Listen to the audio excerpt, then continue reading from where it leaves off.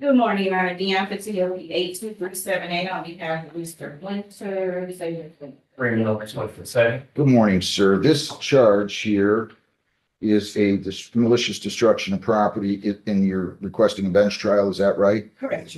You have the constitutional right to a jury trial, sir. If jury trial, six people would be impaneled. All six would have to agree that you are guilty beyond a reasonable doubt in order for you to be convicted. By waiving your right to a jury trial, I will be the one who will solely decide your guilt or innocence. Do you understand? Yes, sir. You wish to waive your right to a jury. Right away, we're seeing one of the most important constitutional moments in any criminal case. Choosing a bench trial means the judge, not a jury, will decide the verdict. That's a huge strategic decision, and the judge is making sure the defendant understands exactly what rights are being waived. Quick question. If you were in this situation, would you trust a judge or a jury to hear your case? Let me know in the comments. Trial.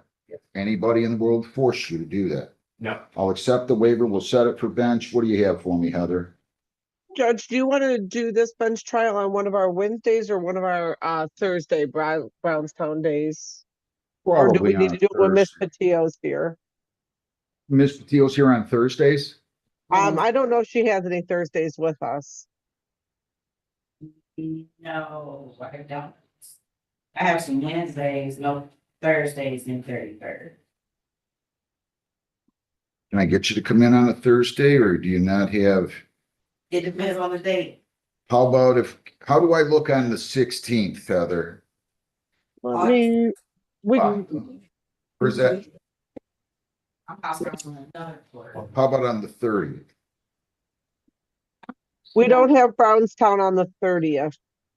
I don't have Brownstown on the 30th? No, we have them on the 16th. I thought I had them every 2 Or at weeks. I don't have them on our docket for the 30th. And the one Thursday a month, yeah, from. I see. How about, what do I have on the first Thursday in August? Can I do it then or not? We actually don't have them until August 20th. I'm sorry, Heather, I didn't hear you. We don't have them till August 20th in August. I can do August 20th. Are you available? Yeah, actually, I am. I'm here that day, right? Yes, you are, Judge. I'll do August the 20th. August the 20th at what time, Heather? Since it's a bench, do you want to do it at 11? Sure. 11 a.m. on August the 20th, okay? So, sir, you'll go down the hall, we'll give your notice, and see you on August the 20th. Any questions? Anything else on that, Ms. Patillo? No, you haven't. Do you want these files back on the other one, or you want to just go talk to them? And just like that, the courtroom shifts gears into an entirely different case.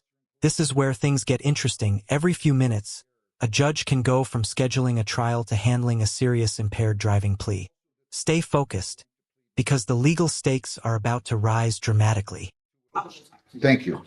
Okay, Lillian J. Star Trotter, 26B150733A and B. Good morning, counsel. How are you? I'm doing well, Judge. Kenneth Camilleri on behalf of Lillian Trotter, Your Honor, who's sitting to my right. Okay, I'm getting a little, can you get that device a little closer to you? Ma'am, tell me your name, please. Lillian Trotter. All right, just keep your voices up nice and loud if you would. I don't know, it's not coming through as strong as it usually does. So I have a plea agreement here that says that the defendant is going to plead guilty to the added count, lesser included offense, I should say, of operating while visibly impaired. The super drunk or high BAC charge will be dismissed. Also, that the defendant is going to plead responsible on count 2 to an amended charge of distracted driving, and the prosecutor then is going to move to dismiss the open intox. Is that right? This is what's known as a plea agreement.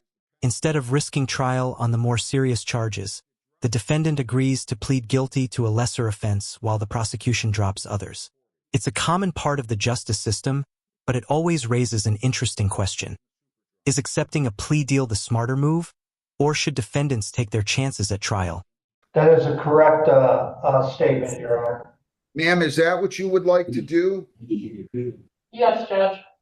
If you plead guilty to operating while impaired, here are the possible penalties. Up to $300 fines, 93 days jail, 360 hours community service, court costs or all those, 4 points, license suspension or revocation in accordance with your record. Your vehicle could be or might have to be immobilized depending upon your record.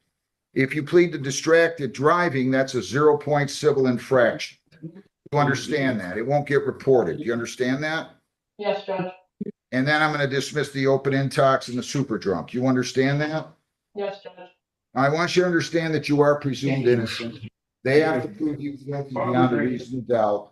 You have the right to remain silent. You have the right to a trial.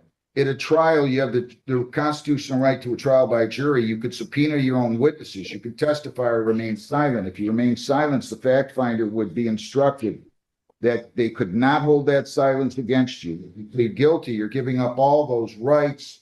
You're giving up the presumption of innocence. You're waiving the requirement that the people prove you guilty beyond a reasonable doubt. Do you understand all of that? Yes, Judge. You fully understand everything. Yes, Judge. To the charge operating while visibly impaired, ma'am, how do you plead? Guilty. Were you operating a motor vehicle on West Jefferson near Campo in Brownstown, May Yes. 2nd of 26 at 2:30 in the morning? Yes, Judge. Prior to that, did you drink alcohol? And if so, what did you drink and how much? Nice and loud for me. Yes, Judge, I had about 8 bush lights. And was your ability to operate that motor vehicle impaired due to the consumption of the alcohol? Now we're getting to the factual basis for the plea. A judge can't simply accept a guilty plea. They need enough facts on the record to show that the crime actually occurred. Every answer here matters because it creates the legal foundation for the conviction. Yes, Judge. In what way? Why were you pulled over by the police? I hit a curb and wrecked my truck. I'm sorry. She stated she hit a curb, Your Honor. You hit a curb when you were driving? Correct, Judge. Is that right, ma'am? Yes, Judge. Was there an accident then? There was a one-car accident, her car, Judge. What did you drive into then, ma'am? The median. In A what? The, Median in the road, Judge. There's a new median on West Okay. Jefferson. All right, so you drove into the median and then the police came to the scene? yes, And were you administered a breathalyzer test at the police station or was this a blood draw? Blood draw, Judge. Blood? Yes, Judge. And do you stipulate that the reading of 0.205 was an accurate reading for purposes of the plea? A blood alcohol level of 0.205 is extremely high, well over the legal limit in most jurisdictions. Notice how the defense stipulates to the test result instead of challenging it. That often signals the defense is focusing on obtaining the best possible outcome at sentencing rather than fighting evidence that's difficult to dispute. The defense would stipulate, Judge. I'm sorry, I don't know why I'm having a hard time. Yes, Judge. Are you on probation or parole right now, Ms. Trotter? no, Anybody force you to plead guilty? no, To the charge of distracted driving, you plead responsible or not responsible? responsible. Plea is accepted to distracted. Plea is accepted. I find it to be an accurate plea, operating while impaired. I'm going to go ahead and dismiss the super drunk charge on motion of the prosecutor as well as the open intoxicants on motion of the prosecutor. I'm going to refer you for a screening and assessment. They're only requesting 168. I give 2 1/4 on the blood draw, but if that's the extent of their bill, that's what they're going to get. We're going to have a screening and assessment. You're going to have to come up here, fill out a questionnaire and be interviewed. Has she been going to AA and did she show you proof of that? I have seen the sheets, Judge. Yes, she's attending as required under her bond conditions. All right. I didn't realize the breathalyzer, I don't think, was this high. It's pretty high. I'll still keep it once a week, but I need full compliance. Do you understand that? Yes, Judge. All right, so let's get a sentencing date for you, Mr. Camilleri. What do you have for me, Heather? July 15th at 8:30. Is that good with you? Yes. Yes, Judge. All right, we'll do July 15th at 8:30. I'm deferring the sentencing on the distracted. I'll sentence you at that time, but I do need you to come up to the court and meet with probation and fill out your questionnaire and be interviewed. Okay, ma'am? Yes, sir. You seem very respectful. This ending says a lot about modern sentencing. The judge isn't only thinking about punishment. There's also a strong emphasis on rehabilitation and preventing future offenses. Whether that approach works is something people debate all the time.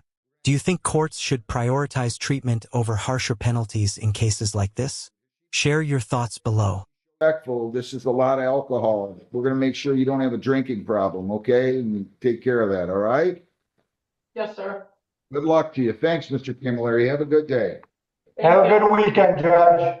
You too. Thank you. Angela Ardith Rice Day, 26B 838-848, and B and C.